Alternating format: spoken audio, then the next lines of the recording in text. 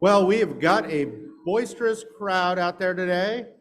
Nothing the day after an election night to get everyone chatting and talking. It's thrilled to have you here. I'm Sal Pizarro, your president, and I'm thrilled to welcome you to the 5,368th meeting of the Rotary Club of San Jose. As always, I'd like to thank our line greeters. Today we had the Red Badge Committee chaired by Mauricio Cordova and Kathleen Thomas. So let's give a big round of applause for them. And I would be remiss if I didn't pass on the thoughts Matt Bell is sending into my head right now and say, that is a committee we want to keep growing. So please invite your friends to join our club and bring them to see what we're doing here. We're going to have a really special guest in a moment, but before we get to that, I'd like to make a couple of quick announcements. First one is, you have all probably noticed the elevator, the northmost elevator, the 7 light doesn't light up. It does go all the way up to the 7th floor though. So some of you have been getting off on 6 thinking it's not going all the way up to 7. It's a light issue, but the elevator really works. I'm not sure what's going on. Maybe it's a ghost. We've also got a little leak that's sprung in the ceiling to my left. So if you are coming up on the left, please be aware that the ramp is wet and that the carpet here is soaked on the stage. So if you can, please come up on the right or use the small risers over on my left. And lastly, I've got some sad news to share, which is that on October 31st, one of our former members, Ken McDonald, passed away. It was a very sudden thing, sudden onset of pneumonia, and our thoughts are certainly with Terry and his family. And Ken, for those of you who did not know him, was one of the most exuberant members of this club. He was the embodiment of joy. He was an outsized personality.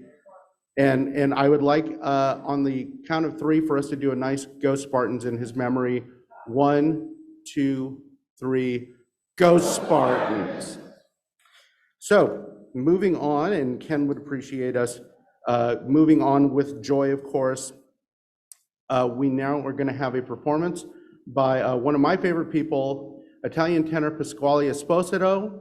He's performed, I'm sure you've heard him many times. He's performed for many nonprofit organizations, and he has connections to San Jose State. He's a music teacher. He's taught there. So let's please give a warm Rotary welcome for Pasquale Esposito.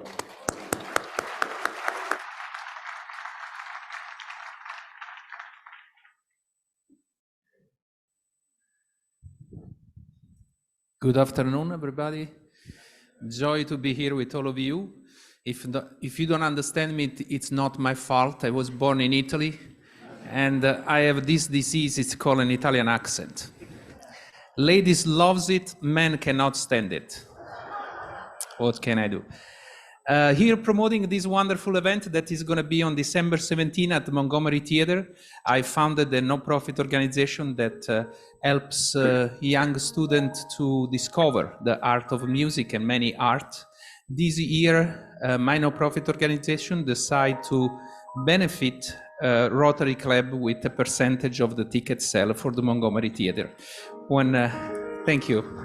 We have been supporting Cancer Society, Food Bank, but I have been a big fan of your activity and what you do for the community.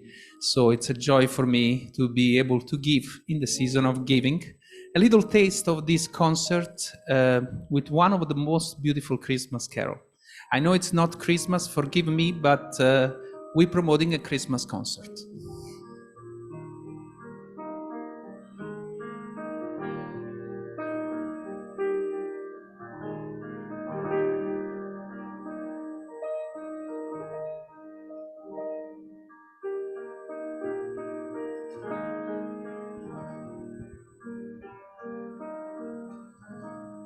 Nuit chrétienne salara solennelle,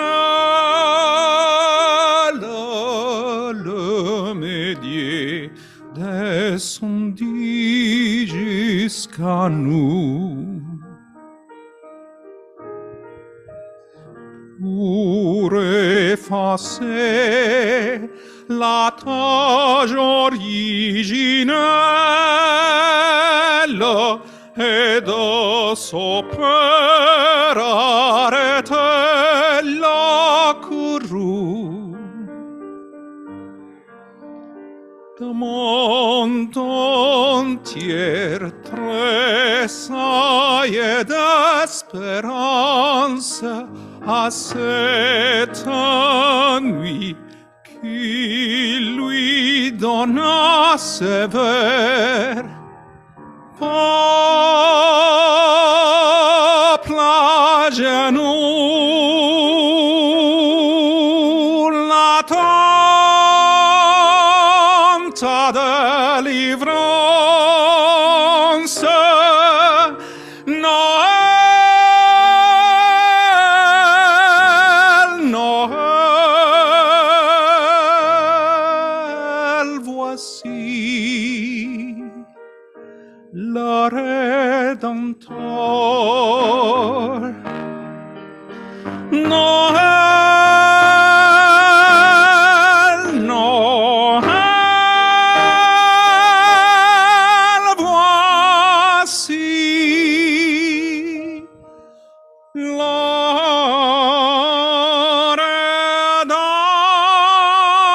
Rédempteur.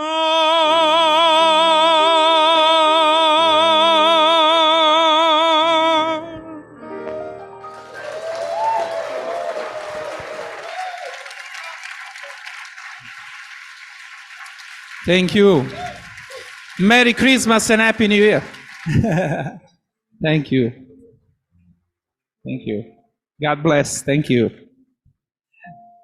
I know I cannot live without singing a few Italian songs, right?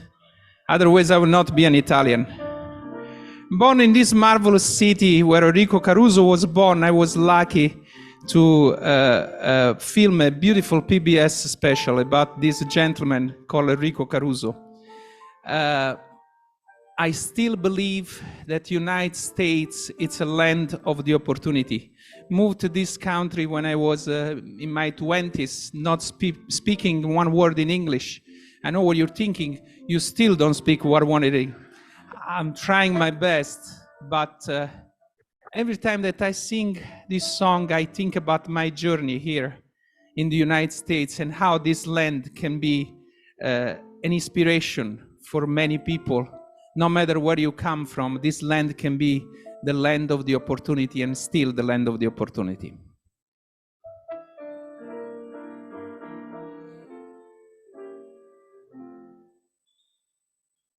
Che bella cosa una giornata sole, n'aria serena dopo una tempesta, quell'aria fresca pare già una festa. Che bella cosa una giornata di sole, ma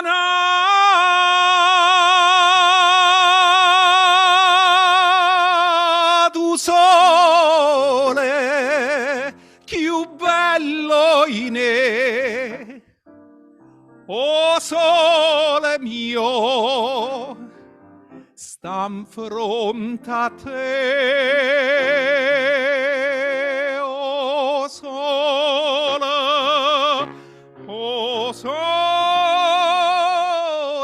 mio, stam fronte a te, stam fronte a te. Quando fa notte, io sola sanna scena, ma vena quasi na malinconia. Sotto la finestra toia rastaria, quando fa notte io sola sanna scena.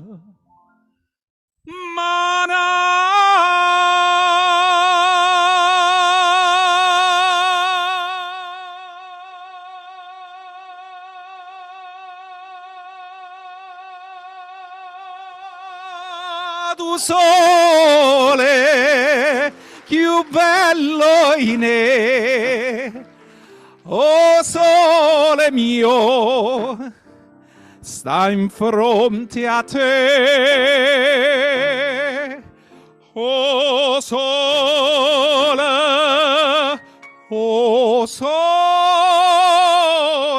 mio, sta in fronte a te, sta in fronte a te.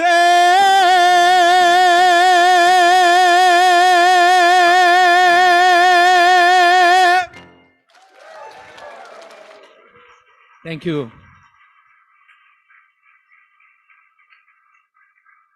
A joy to be here with all of you. Hope to see you on December 17. Ciao.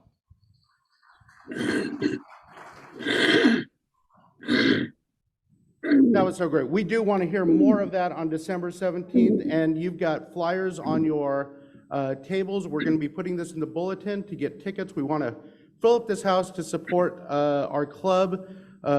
We've designated the Lee Weimers Emerging Artists Awards as the beneficiary, so please do what you can to join Pasquale on December 17th. You'll hear more music. So we are going to be, because we have an abundance of guests, good job, Larry, we are going to be skipping introduction of Rotarians and guests, but we do have, oh, there we go. Oh, we've got a promo. If you use the promo code Rotary, and I don't know if this is on the flyers, you get 30% off your ticket. So there's a good reason to go to the Christmas concert. So we'll be including that information in the bulletin as well. We do have a special visitor though, and we're going to have a flag exchange. So I would like to invite up Mr. Ramapriyan Inegar and his son Kaushik Friant to the stage, and we can do a flag exchange and hear about their club.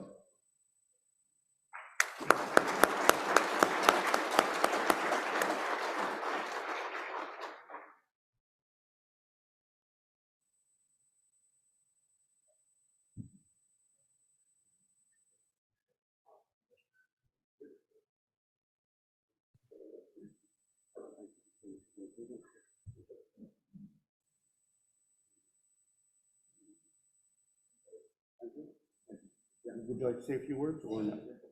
Mostly, thank you for having us, accommodating us in this busy schedule. My dad is visiting me from Bangalore, India, which is the Silicon Valley of India, and he's been wanting to come here, and thank you for the team for really accommodating us today. Thank you. So they're visiting from Bangalore, so thank you for coming.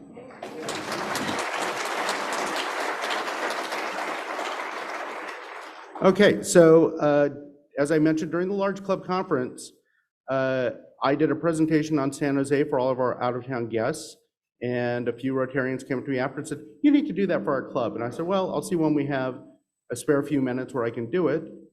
And it looked like we had it today. We might not have in the end, but it's loaded, so you're getting it.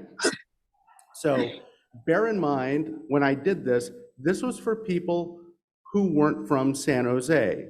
Some of this information is going to be familiar to you. Some of it was not meant for you. So, but here we go. Okay, so welcome to San Jose. Most of you probably know us because of, computers and microchips. But if you're sports fans, you might know us because of these guys. And if you're soccer fans, and I think there's some of them out there, you might know us because of these guys. But let's face it, if you've heard of San Jose, you heard of San Jose because of her. And because of this. Do I get it? No. Because of Do You Know the Way to San Jose, a song that we've had a love-hate relationship with for about, 65 years.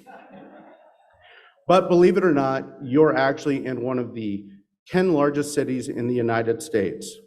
We are number 10, and we've got a lot to be proud of.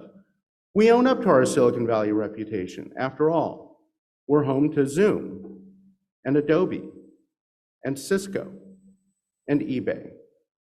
And just outside of our borders, you got a few other recognizable names that are hanging around. But we've always been in San Jose kind of early adopters when it comes to technology. In fact, the very first radio broadcast took place not far from here by Doc Harold, and his wife Sylvia was the country's, if not the world's, first DJ. She would play classical music and opera records and talk about them afterwards. So think about that, you know, your first DJ was a woman, and right here in San Jose. That radio station, KQW, has become KCBS. So it is still alive, maybe not here in San Jose, but it's still around. Another technology firm that decided to come to town was IBM. And they had a downtown building that is now got a beautiful mural on it. And they invented the very first hard drive storage when they were here. That's it in the corner picture there. That thing's about the size of a refrigerator, and it's got less memory than any of us has in our pocket right now in our phones. So imagine that. But we aren't just about technology. You know what else was invented here? Fruit cocktail. That's right. Got some fruit cocktail fans. Bet you're waiting for the fruit cocktail reception, aren't you? Also, Eggo waffles. Bill mentioned that a couple weeks ago. Orange sauce, right here, baby. We're also the home of Togo's. And, well, also Chuck E. Cheese. We've even got a Chuck E. Cheese statue off of Tully Road. I talked to the artist. He's pretty proud of it still. But San Jose has a long history that goes beyond technology and what we've invented. We are, of course, the first capital of California. Only lasted for a year. It was an incredibly rainy year. Imagine the last couple of days, but for like 6 months. And we had a few bars and saloons that the legislators seemed to like, to the point that one of them said, let's have a drink. Let's have 1,000 drinks. So it was known as the legislature of 1,000 drinks. And if you don't believe me, when the roller rink is no longer covering the Circle of Palms, look on the California seal at the Circle of Palms, and that information is inscribed right there. And of course, for most of the 20th century, we were known as the Valley of Heart's Delight. If you were, we had a beautiful growing area, we were orchards, we were canneries, and if you were eating canned fruit or vegetables, chances are it was coming from right here. But the canneries are gone, and San Jose has moved on to become an amazing city of more than 1 million people. So what do we have today? We've got a river park where you'll sometimes see Carl Salas on a kayak. We've got a rose garden, and yes, Rotary had something to do with that. We've got museums. We've got theaters. And we've got a lot of murals, beautiful murals all over our city. We've even got a mystery house. 160 rooms, stairways that go into ceilings, doors that open to nowhere. You might think this would be San Jose's most interesting and long-lasting landmark. But no, it's this. It's the electric light tower that J.J. Owen, Mercury News publisher, because newspaper people are crazy, decided, I'm going to put this up and illuminate the city, which at the time, remember, 1881, the city was much smaller, much easier to illuminate. And it kind of worked, and for 34 years, it was there. And then it collapsed in a rainstorm while they were going to rebuild it. So there's karma for you. And you'd say, okay, well, that was over 100 years ago. That thing's got to be long gone by now, but it's still everywhere. If you look around San Jose, you're going to see that light tower everywhere you look, including, of course, at History Park, where they've got a half-size replica that has stood for longer than the original did. Think about that. But we're not just about structures and companies here. We're about people. And we've had some amazing people in San Jose. A lot of you are in this room, of course, but we're talking about other people. Like this guy. He started Bank of America. He started Apple Computer with his friend Steve, who lived in Cupertino. He started organizing here, and his house is a historic landmark. She won some stuff. Too many things to mention. Go Broncos. She won an Olympic gold medal. Her too. These guys made some amazing music, and they're now in the Rock and Roll Hall of Fame. This guy made some amazing beer. We had some earlier this year. And he brought German brewing methods to the United States and launched basically a revolution. Oh yeah, and he invented garlic fries. She was the first woman to be mayor of a US city, major US city. He was the first Asian American to be mayor of a major US city and was the first Asian American member of a presidential cabinet and was one of very few people to serve both a Republican and a Democratic president. And he has an airport named after him. He wrote a New York Times best-selling book that was turned into a movie. He wrote a New York Times best-selling book that won the Pulitzer Prize. These guys ran track at San Jose State. Then they went to the Olympics in Mexico City.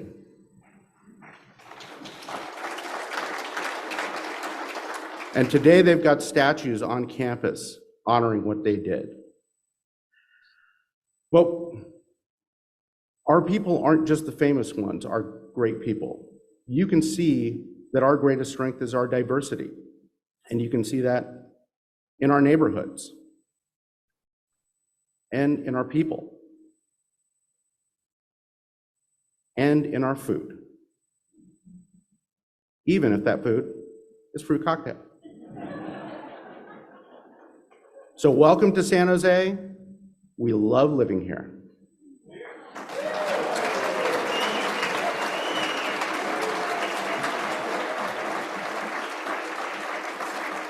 Okay, now I've got a couple of salutations to give out. First one is to, of course, this is my way of thanking our members who have done some great things for our club or in the community. First, Ravinder Lal, who is one of the red badges, who's going to be handling a traveling mic today. He did a great favor for us by printing up the certificates you may have seen last week that are our agreement, alliance agreement with the Rotary Club of Mexico City. It is beautiful. We're going to get that framed, put up in the Gordon House. Thank you, Ravinder, for doing that for us. We've also got Sarah Janigan, who is here after, Sarah, let's give you a big round of applause, and I'll tell you why. So Sarah, as you know, for many years worked for Archbishop Mitty. She retired, but she came back to help them out and put on an awesome black and gold fundraiser last weekend featuring Rita Rudner and the students of Mitty. So thank you, Sarah, for stepping back up to that challenge. And last for this time, I want to thank Karen Sununu Towery, who has served on the Santa Clara County Civil Grand Jury this year. Seriously, that is a tough job, and I really appreciate you stepping up to do that. I know it's always a difficult thing to get people to participate in that, so thank you for being a participant. Okay, a couple of quick announcements before we move on. We've got our holiday luncheon coming up December 14th. Cindy Faulkner is going to be sharing some words with you about that in the near future, but what I want to tell you right now is that we're going to be having our holiday toy drive for Sacred Heart Community Service. So please bring unwrapped toys and other items for that on December 14th. And also for Veterans Day this Friday, we of course have our trolley. 6 spots have opened up on the trolley, so if you would like to participate, please contact Catherine Tompkinson. And for those of you who are arriving, be aware that the streets are going to be closing at about 9 a.m. So you may want to arrive early. We're going to have a reception out at Arena Green across the street from SAP Center, so please feel free to come by and celebrate our veterans with us. And with that, I would like to welcome the great Steve Ellenberg, not the great Larry Gerston, the great Steve Ellenberg to come up and introduce our program today. Well, thank you. It's the first time I've gotten applause. No comment.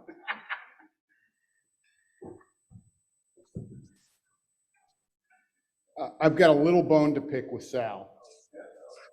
I didn't see on that screen one of our nation's most astute political commentators. San Jose is the home of Larry Gerston.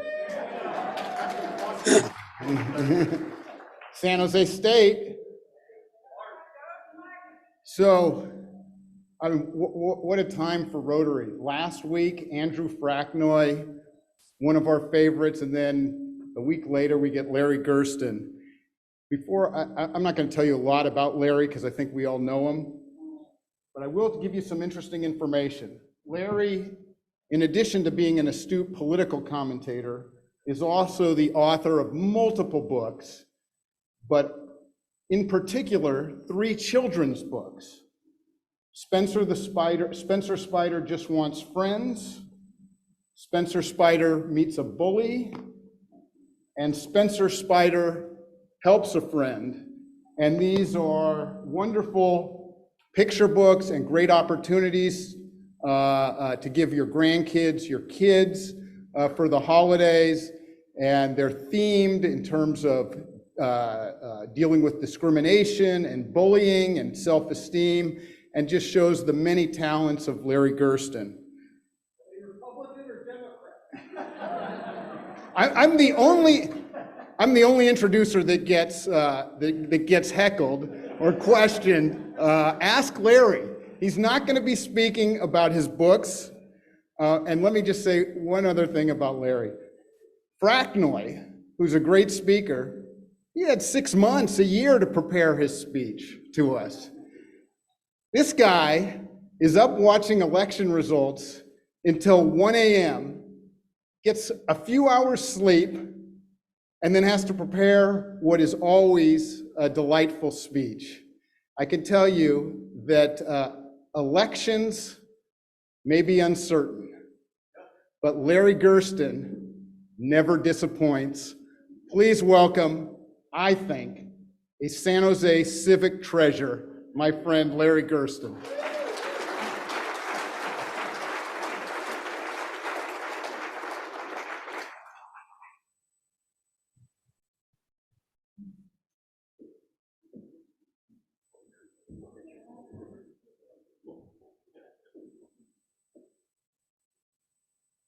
Can I close this? Yes, you can. So, well, hello. So I'm kind of freaked out. You can't blame me. I'm listening to this fabulous music. I'm saying, I got to follow that? What? You know, this is impossible. So I'm not going to even try. I mean, it was just great. But then I thought to myself, wait a minute, I'm here too early. We're not going to know anything till December 6th. So see you in a bun. Wow, what a night. I'm kind of reeling from it. Maybe you are too. Some of you delighted, some of you disappointed, but nobody comes away, I think, without some sort of powerful emotion, given what is normally an election that people kind of yawn through, midterms. Who cares? Can we get to the presidency? And yet everybody last night was just holding on for dear life, trying to figure out where we're going, where this nation's going. And maybe we can talk a little bit about that as we go through what happened last night. I want to break this down. I want to talk a few minutes about the national election. Oh, God, get in the microphone, Larry. I wander. I want to talk a little bit about the national, talk a little bit about the state, then dig down into local. Some of you might have some interest there. Give you a few thoughts about what this all means, and then we'll play Stump the Professor, okay? First of all, national. Of course, much of what is to be known is not yet known. We just don't know exactly how the House is going to wind up. from looking at everything I've seen, there's a bit of a chance that the Democrats might pick up a couple of seats, or at least have enough to have perhaps a 2 or 3 seat. They've got a 4-seat advantage now. I could see a possibility of a 2 or 3 seat advantage. It's not the odds, I think. More like it, there'll be a small, and I say small, Republican advantage in the House of 5, 6, maybe 8, 9 seats. This is going to be a super headache for Kevin McCarthy. I wouldn't want to be in his shoes for anything, because he is going to be dogged by the 46-member Freedom Caucus, which goes beyond right. It's going to be tough for him to manage that caucus with so few votes to spare. Ironically, California has so much to do with the final numbers. We have now, of course, 52 members of the House, the largest by far of any state. Before this election, when we had 53, the breakdown was something like 42 Democrats and 11 Republicans. Well, we're waiting for this big, red wave, which of course we know became sort of like a minor drizzle. And in the process, it looks to me, from all the data I've seen to this point, and I cannot emphasize that enough, to this point, that the Democrats will hold on to all of their seats and perhaps pick up as many as 4 seats, which gets back to how many seats will be for the Democrats and the Republicans. So in some respects, California has a larger than life say over what happens. And those contested seats are mostly in Southern California, a couple in the Inland Empire. So we have to wait, and I'll get to that in a second. So that's the national thing as far as the House goes. Now we might look to the Senate and get ready for a few sleepless nights, because we know that the Senate is right now either 50-49 Democratic or 50-49 Republican or 59 Republican, 49 something. I mean, it's that close. The remaining 3 states right now are North Carolina, Arizona, Nevada. North Carolina, it looks like Warnock. I'm sorry, Georgia. See, this group knows. Okay, thank you. Georgia. Won't be the first mistake after all these hours, trust me. Georgia, okay, and Warnock, of course, in Georgia has this incredibly small lead over Herschel Walker. Not enough. In Georgia, it's one of the few states where you got to get 50% plus 1 on election night. Otherwise, you come back, and that's why I said December 6th. He doesn't have it as of now. Almost all the votes are in. He's not likely to have it. So whatever else happens, sorry, Herschel. So whatever else happens in the vote counting, the party ain't over as far as the Senate goes. So the question is, who's going to be happier about it and who's not? Well, that leaves us with Arizona and Nevada. Arizona, I think, has got a good chance for Kelly to come out in that one. It's fairly close, but he's got a 5-point lead, a couple 100,000 votes left there. He looks pretty good in Arizona. Nevada, get ready to start biting your nails. This is the close one. This is the one we're all hanging on as to whether, when the election is over, we've got already 50 Republicans or 50 Democrats. Of course, if you have 50 Democrats with the vice presidents with Democrats, Democrats control the Senate to the extent that a small majority can. If you got 50 Republicans right now and Walker wins, then Mitch McConnell gets to sleep, okay? That means Republicans will be in control of the Senate. That becomes particularly important if the Republicans win control of the House. So you're looking at all kinds of combinations here, but clearly for the Democrats and Republicans right now, all eyes are on Nevada, where current incumbent trails by about, I think it was about 1.5%. However, most of the votes left to be counted in Nevada are in Clark County, which means Las Vegas, which is heavily Democratic, which she's counting upon Cortez Masto about 75% of that vote. If she gets that, with plus a few votes in Washoe County, the Reno area, she wins. If she doesn't get it, Adam Laxalt wins. That will assure that the Senate has at least, at least 50 plus Herschel Walker. And what about that Walker-Warnock fight at the end? That's going to be close. That goes beyond. That's obvious going to be close. But I give the edge to the Republicans on that one. Give the edge to the Republicans because that small slice that's not counted was the votes collected by a Libertarian candidate. Most of the people, not all, but most of the people who voted for that Libertarian are likely to move toward Walker. So the Democrats have their hands full if they think they're going to pick up that seat, assuming it goes to a runoff, and it looks like it will. One other Senate thing I want to talk about, no, not Senate, national thing, and that was the Kentucky vote, which asked voters for an abortion ban, and that was soundly defeated. Soundly defeated. Now you say, well, Kentucky, what's that got to do with anything? Talk about the canary in the mine. Talk about the canary in the mine. Why was this election so different than so many people expected? Why was there not this huge red wave crashing on the Democratic shore? It's because of that word, abortion. That's why. You know, when the Supreme Court came out with its decision, the Dobbs decision, late last June, people were up in arms, crazed over it. You know, abortion became the #1 issue as far as the election goes. Then time goes on. We get into July, August, September, it goes down, it goes down, it goes down in the polls. I saw polls just before the election. Where does abortion rank as far as your most important choice? 7%. Another one, 10%. The economy, inflation, 60%. So I'm thinking this is pretty much a dead issue. My wife, who's the smarter one of the two of us, said, it's not dead, they're just not talking about it. So it was. The NBC exit poll released yesterday, found that the top issue for people was 32%, and that was inflation. The second issue was abortion at 27%. Inflation comes way down, abortion goes way up, and guess what happens? A lot of people weren't talking about it, they were just voting on it.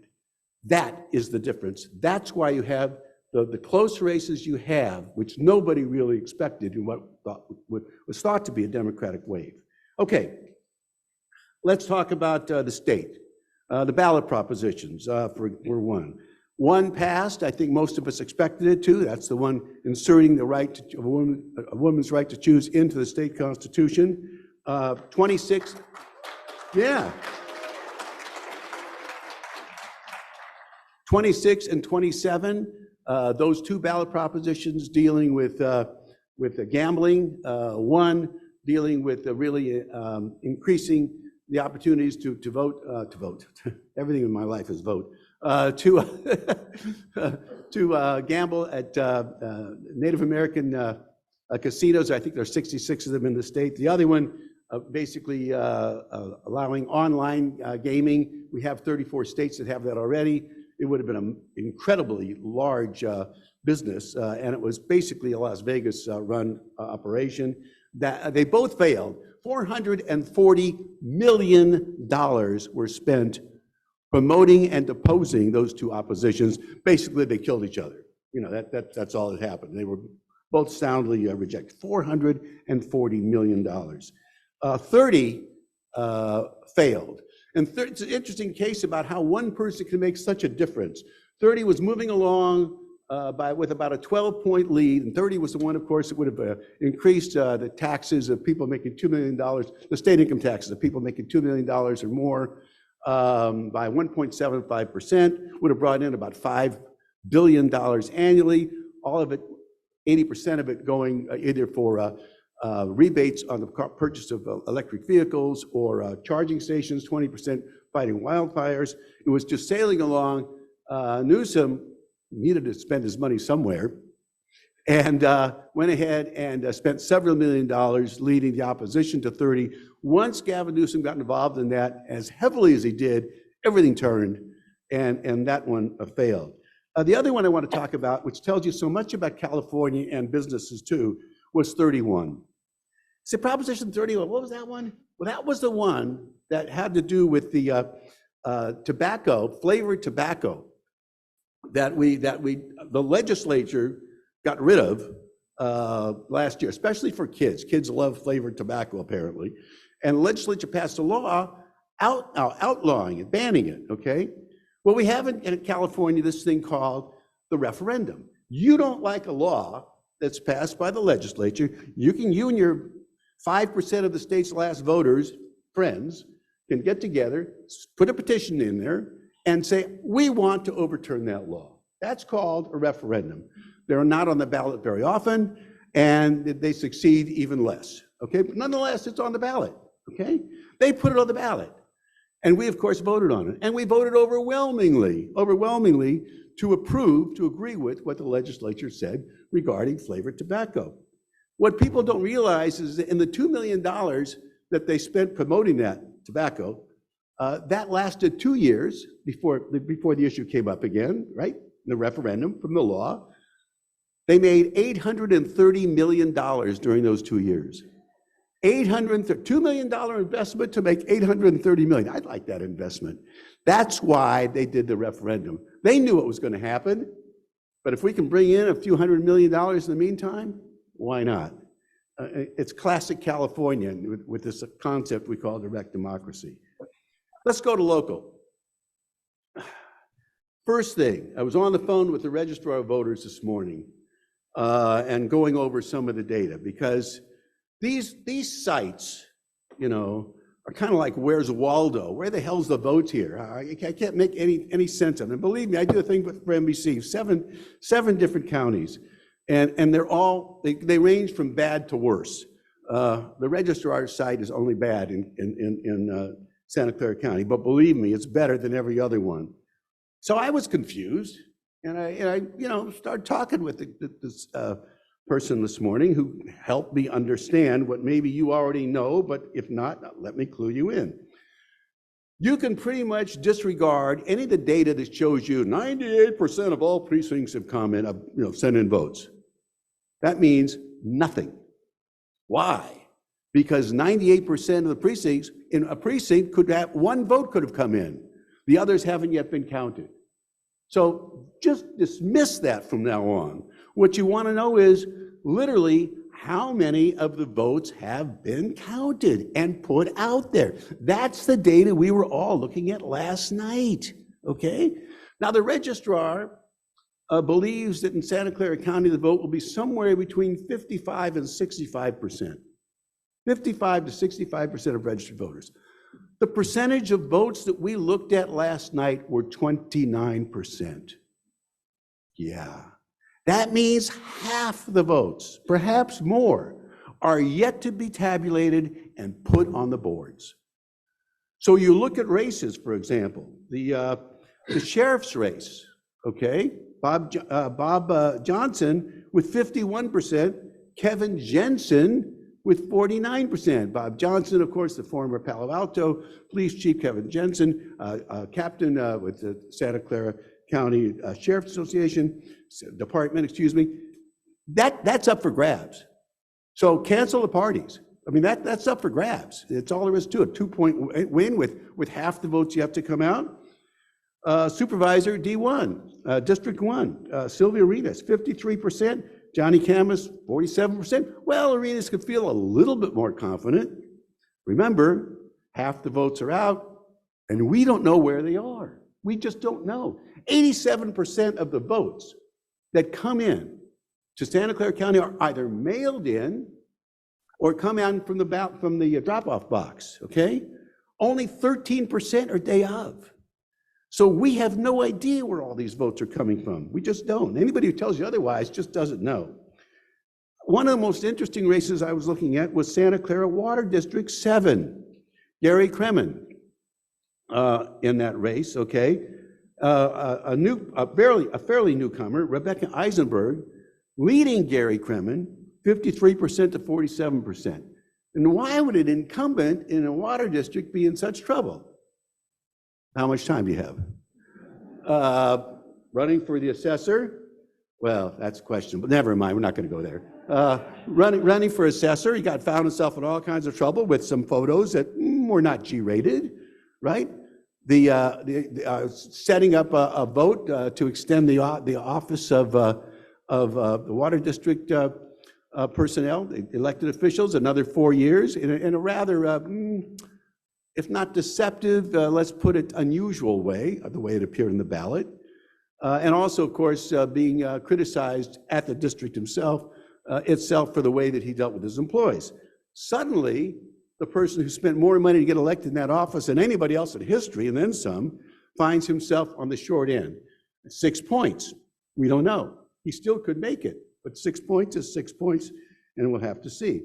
And of course, San Jose mayor, 4-point spread at the moment. Matt Mahan, 52%.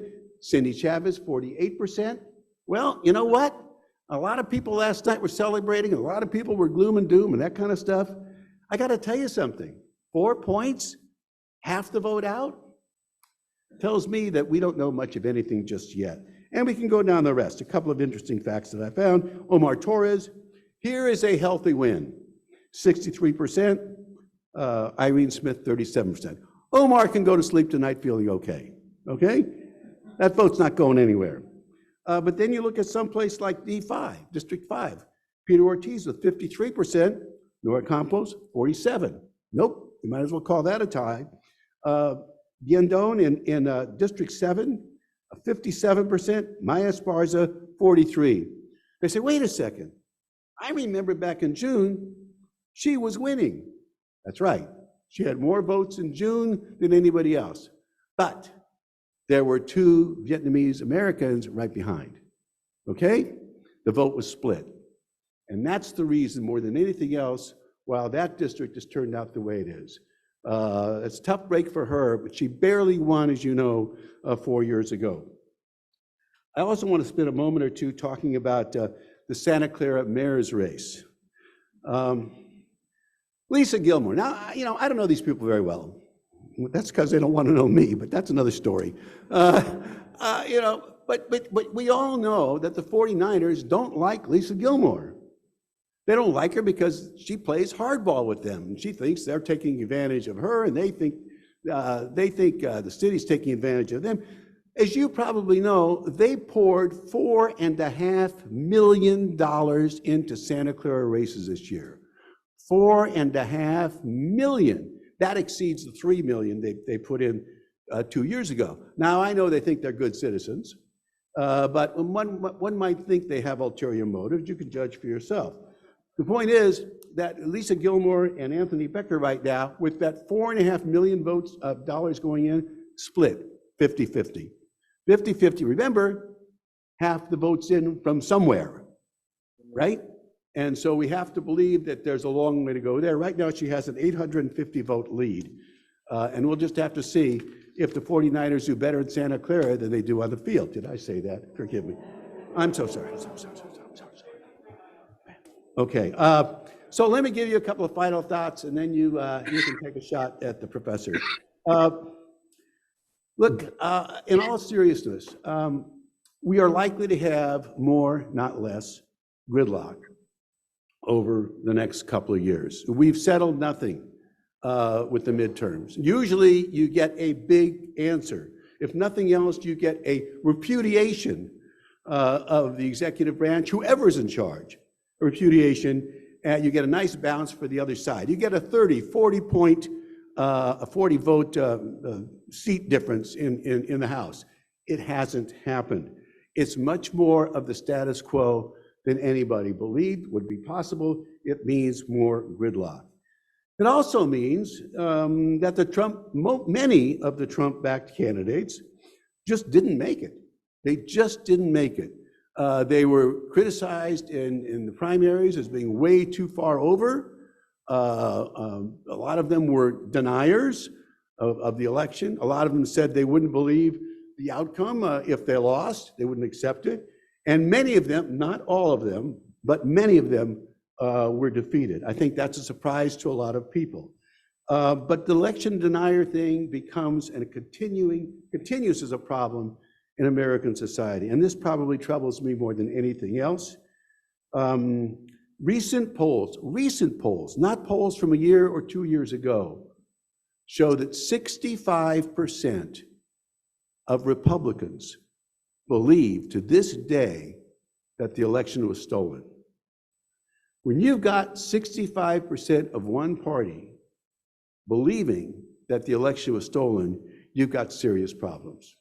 You've got serious problems in terms of legitimacy of the institutions of this country. And I worry about that. These are the kinds of things that keep me awake more than anything else. I worry about that.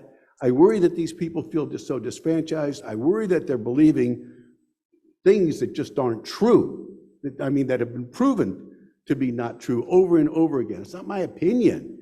It's investigations, it's the studies, it's the court decisions, it's all these things. Yet, despite all those things, we have a large portion of society that is willing to accept nothing except whether their side wins. And a large portion, actually, that approves of the idea of violence if it will help them win their cause. This is a problem. We cannot run from this problem. We have to find ways to address this problem. This problem has to do with the essence of our democracy. And we're on the cusp of losing it. You don't lose it overnight. It's not as if a country comes in and beats you militarily. It slips away. We've seen it slip away in other countries. We've seen it slip away in Turkey. We've seen it slip away in Hungary. It's slipping away right now in Italy. And we don't want to see it slip away here. And I am telling you, and I hate to be so serious, but we have to get a grasp of this and fight this off before it overcomes us. Because once it does, and you realize it, it's too late. And I think our democracy is worth fighting for.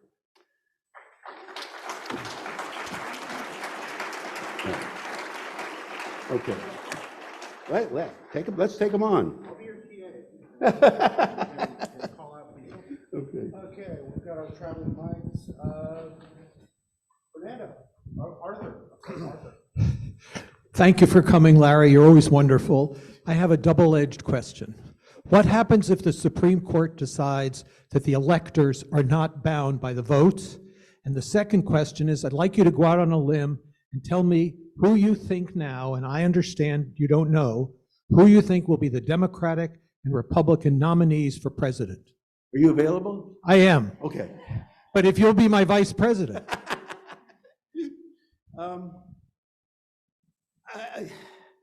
We don't know what the Supreme Court's going to do. This is a very serious case you're talking about, and the idea is that the state legislators should have the final say over the vote in their state. Even if someone votes whatever, a majority for candidate X, and the legislature thinks no, it should be candidate Y, this theory holds that they should have the final say. The court we have right now is, they're going places where no one's ever gone.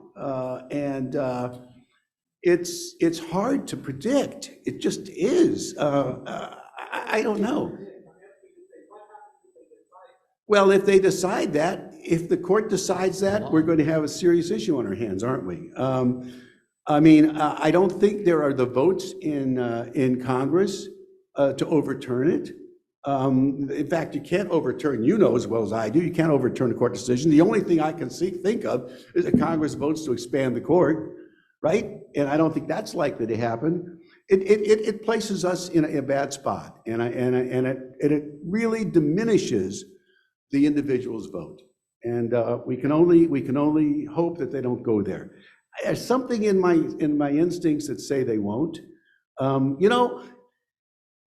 You've only got so much legitimacy, and we know that the court's legitimacy has suffered already. How many things can they do against the public will and not find themselves in deep trouble? This may be a decision too far. We'll have to see. I'm sorry. And as far as what the presidential stuff goes, oh gosh, who knows? I will spend a moment or two on this. We don't know what President Biden's going to do. The results last night may have actually encouraged him. That's my first instinct on that.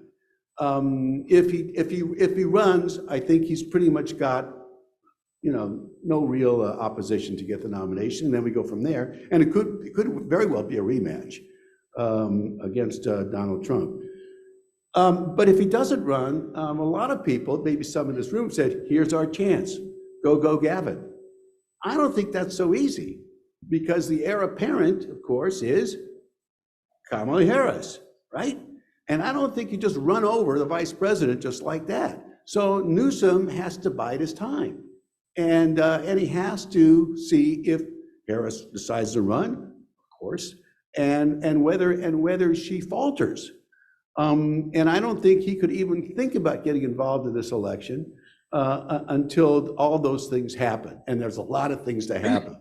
And even then, one has to ask whether Gavin Newsom, as popular as he is in California, can really capture the hearts and minds of Democrats in the heartland and in the South.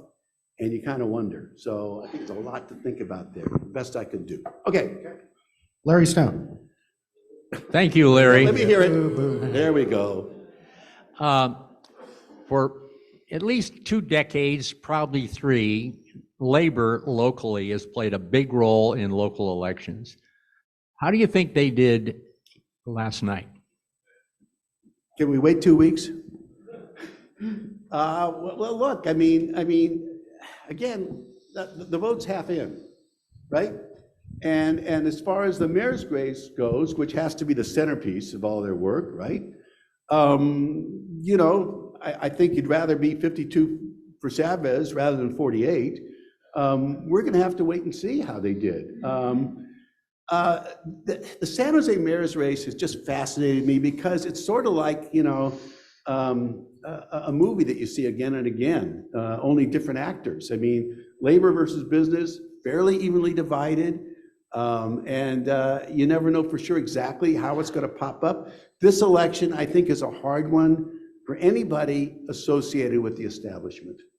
And Cindy, of course, has been around forever. And whatever you want to say, good, bad, or indifferent, she's establishment. At least as far as those who are on the outside looking in view it. So it may be a lot more than just labor. It may be just the idea that people say, we got to change. We got to change. Well, he's been in the city hall for just 2 years, man. Well, we got to change. People do that a lot. And I don't, well, we don't change you, Larry. No, we like stability. So, we're going to have to see about that. So I can't do better. Yeah. What else? Fernando. Can you describe for us the qualifications for senator for the 2 candidates from Georgia? You have 30 seconds. Next question. Mr. Yoder. Yes, relative to the deniers, et cetera, forgetting where they stand right at the moment, what can we do to address their concerns about improper election, et cetera, et cetera? Just, it's crazy. I have friends that got 20 ballots last year. I've got in-laws that are voting for family members that are places. So how do we make it right? This is the hardest thing for me to deal with, that question, because everybody's looking for a simple answer, all right? Like, can we wave a wand or something? Can we get out of this mess? Is there one election? This has been building for probably 30, 40 years, maybe all the way back to Newt Gingrich, okay? That goes back. This is the idea of sowing doubt into people. This is the idea of saying it again and again. This is social media being what it is. These are the Tucker Carlsons doing what he does. And these are people who are waiting to hear what they want to hear. And I'm going to say something that will probably upset some people. I'm just thinking about how many of you are between me and the door. This is a lot about race. You can sugarcoat it whatever way you want. You can find other ways to say it. But the fact is, the demography in this country is changing. It's changing rapidly, okay? And we are at a point where within, what is this, about 20 years, we will get to the point where non-Hispanic whites are the same size proportion, percentage as others, okay, non-whites. And this is happening over a 50-year period. There are lots of people who are having difficulty with this and looking for all kinds of ways to say they're having a hard time except to say, I'm a racist. Nobody's a racist. Do you ever know anybody who's ever said he's a racist? Right? Oh, I'm a racist, I'm proud of it. Nobody wants to say that, okay? But they're out there. And I'm telling you, I'm writing this book right now, okay? You'll forgive me. Trumpism, Racism, and the Decline of American Democracy. And the more research I do on this, the more I see that this is the core issue. So how do you get a racist not to be a racist? This gets to education. And it's not going to be solved in this generation. The only thing this generation can do is begin to work with the ones below. And, you know, this whole critical race theory, all these kinds of things, I mean, this is tough stuff. And it only gets magnified with every year. I'm serious. We want to protect our democracy. We can't waste any time. We got to do it, and we got to work with people. We got to try to show people, and if we can't make them understand, we certainly have to work with their children and their grandchildren, because I worry about mine. Okay. We've gone over time. Mark, is it a quick question? No. Okay. So Larry's going to be signing his books outside, so if you get a book, you can ask him a question. Larry, thank you so much. Thank you all. Thank you so much. I know you're a jazz fan, and donations being made on your behalf to the San Jose Jazz Aid Fund to help keep our musicians here and working. Next week, everyone, please remember, bus your tables. And next week is our Bob Keeve Thanksgiving program, where our members will be sharing what they are grateful for. So keep the good times rolling until next week.